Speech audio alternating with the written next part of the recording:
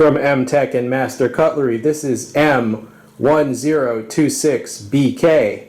It also comes in a GN model and a TN model. The overall length closed is about 5 inches. It has dual thumb studs as your openers, as well as a flipper. It is a manual action knife. The handle scales are FRN.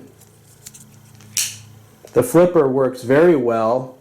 It is a liner lock locking mechanism, very solid, easy to disengage.